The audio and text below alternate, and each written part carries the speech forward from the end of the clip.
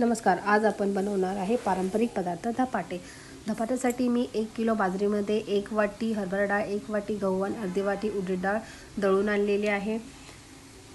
ते मी चवळीची भाजी आणि दह्यासोबत सर्व करणार आहे. चला तर त्यासाठी मी चटणी बनवणार आहे. ही 7-8 हिरव्या मिरच्या, 12 ते 13 पाकळ्या लसणाच्या आणि जिरं आणि आलं टाकून ही पेस्ट केलेली आहे. इथे मी चवळी उकडलेली आहे. कढई गरम केल्यानंतर त्याच्यावरती 1 डाव तेल ॲड केलं आहे.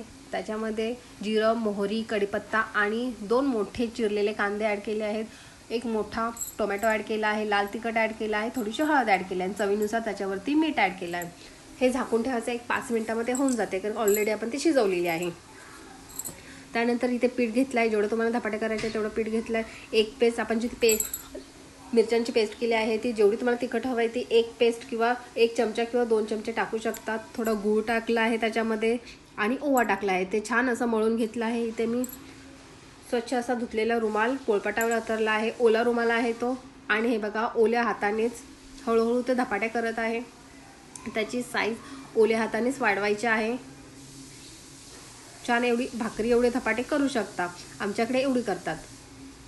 इथे गरम तव्यावरती मी थोडंसं तेल उलटण्याने ॲड केलं आहे आणि अलगद असं हा रुमाल मी तव्यावर ठेवला आहे. थोडंसं पाणी वरती रुमाला लावल्यानंतर ते रुमाल सहज निघतो.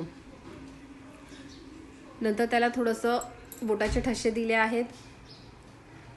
त्याला झाकून ठेवायचं आहे. थोडंसं तेल धपाट्याच्या साईडने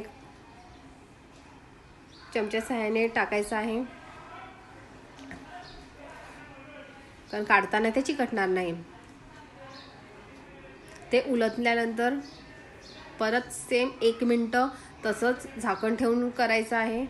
हे बघा किती सुंदर कलर आलेला आहे. हे झाल्यानंतर झाले आपले धपाटे तयार. नक्की ट्राय करा. लाईक करा.